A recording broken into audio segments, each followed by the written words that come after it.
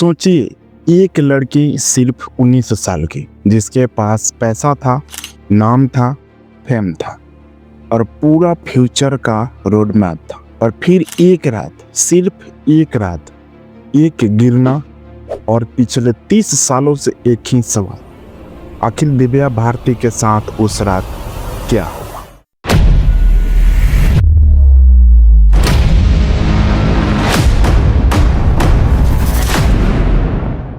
आज की ये कहानी सिर्फ एक एक्ट्रेस की नहीं है। ये कहानी है तेजी से मिली शोहरत, छुपे हुए रिश्ते और एक ऐसी मौत की जिसका जवाब कभी पूरा नहीं मिला। वीडियो के एंड तक बने रहना, क्योंकि जैसे जैसे फैक्ट्स जुड़ते जाएंगे वैसे वैसे ये केस और ज़्यादा डिस्टर्बिंग होता चला जाएगा। दिव्या भारती का जन्म 25 फरवरी 1974 को हुआ। Middle class family, normal upbringing, लेकिन सपने बिल्कुल अब नॉर्मल। बहुत छोटी उम्र से एक्टिंग का शौक, कैमरे देखते ही कॉन्फिडेंस आ जाता था। मॉडलिंग से शुरुआत हुई, ऑडिशंस दिए, रिजेक्टेड भी हुई।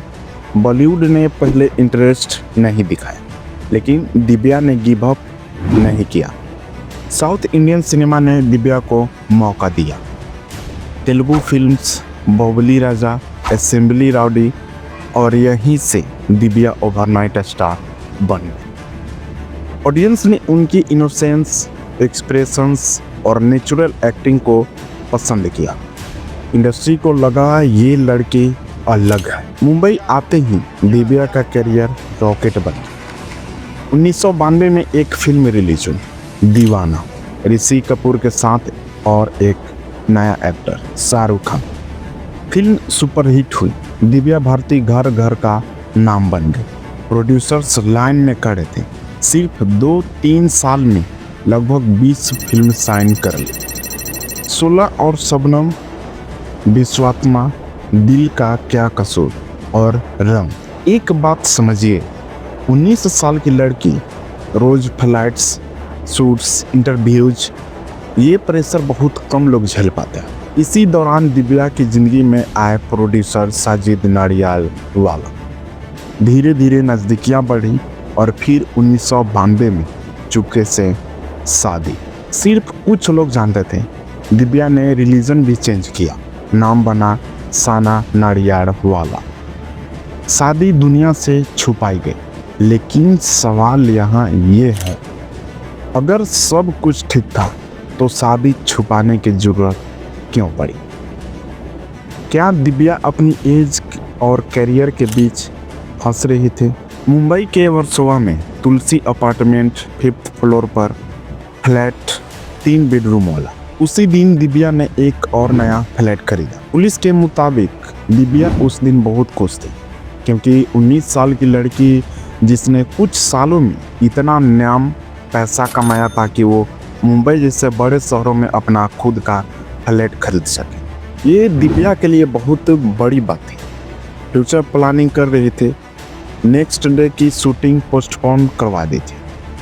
तो फिर सुसाइड थ्योरी कहाँ फिट होती? 5 अप्रैल 1993 को रात के करीब 9 बजे फैशन डिजाइनर नीता लूला और उनका हस्बैंड डॉक्टर श्याम आए।